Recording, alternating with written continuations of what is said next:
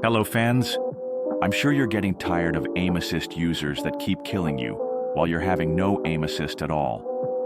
Well, this video is about how to still be superior to the mighty aim assist both the phone user and the console user obtain.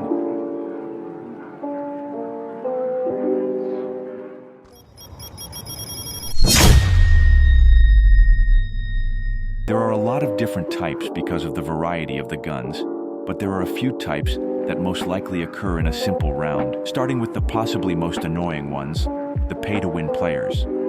They wield the title of annoying because they usually use guns like paintball gun, slingshot, ray gun, and even sometimes flamethrower that assists their aim assist with unnormal damage.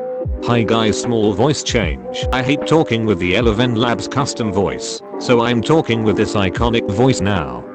Anyway, then there are console players that fully take advantage of one-shot guns or high-damage guns like snipers and pump guns that absolutely obliterate you just because they can't miss with the aim assist.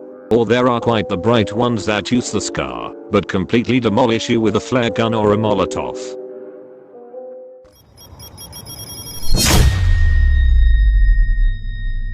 Chapter 2, probably the most important chapter in this whole video.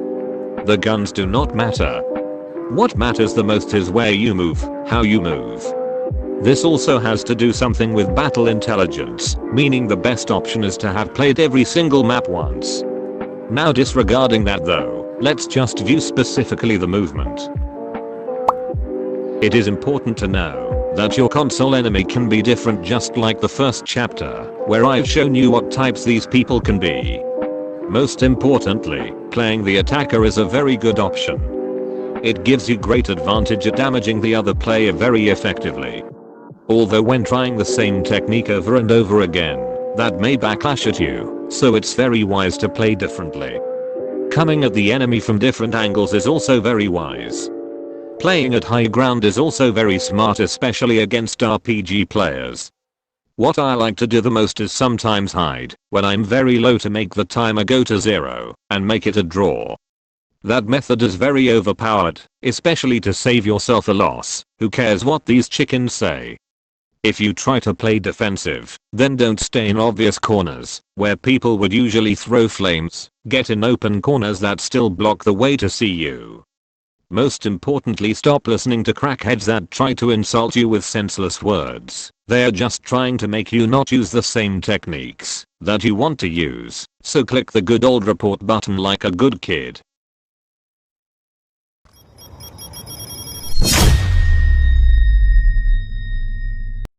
You've come this far already, which highly surprises me, because no one watches my videos. Thank you for being this far. If you've gotten this far, type "I'm very far" in the comments. As I mentioned before, guns are not important when it comes to fighting console players, mobile players, or even computer players, but some certain weapons may be a pretty good counter against enemies. So we'll see some of the weapons and explain their ability and how they should be used. Let's start with the melees, since some of them offer good movement and great counter attacks. The katana is very great when it comes to console players that play aggressive with the SCAR or any other spam type weapon. You must remember though that katana is only powerful against big assaults that play counterable weapons, else you're pretty much toast. Another melee that is really overpowered is the war axe or scythe, since they grant you speed which enhances movement's efficiency.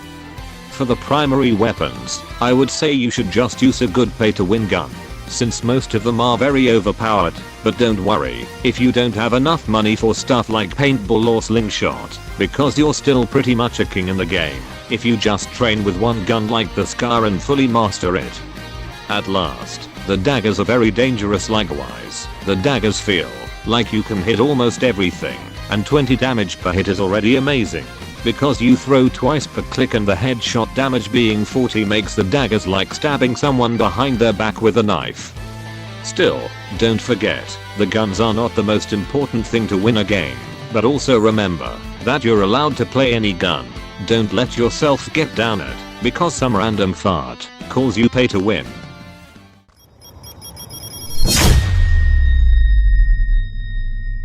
map plays an important role too because a player plays differently for every different map, meaning tactics have to change sometimes, but using the tactics I showed you in the recent chapters should work.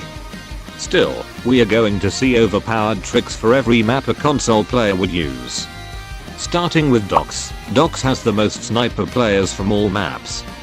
Playing with sniper against a console player with sniper, you're pretty much dead, because their aim assist cannot be escaped. I prefer playing the attacker with the knife, because it's very overpowered, when you can just backstab them, while they are out of map. The next map is Construction. People mostly play Molotovs, so they can avoid defensive players. That's why a good counter to that on this map, is to be the Assault. Just watch out for snipers here, because they usually use it and it's powerful. Let's also not forget that crane, which people use to climb up, and then shoot from the sky. If people do that, don't think about peeking and shooting at the crane. Just hide below the ground, and make the timer go to 0, and call it a tie. Don't lose because some 8-year-old tries to have full advantage against you. Just target him after the tie. Another map that is commonly used by aim assists are the Crossroads, where aim assists would play sniper again and snipe from the sky, easily hitting you. My only tip is to play defensive against those types of players. The timer ticks and sometime they have to rush themselves, and that's when you can strike easily. The last map I'll be covering is the Splash. Yes, as you guessed correctly, snipers are a big thing in Splash. That's why I prefer playing flame gadgets and dashing melees. Assault rifle will handle the rest for them, just remember to not peek. To the conclusion, every map has different players, and for every map you'll have to find different tactics. The one I mentioned aren't always going to get you every win, and that's why it's very important to have played every map to find out tricks. You can join my Discord server, the link is below there. I can train you anytime.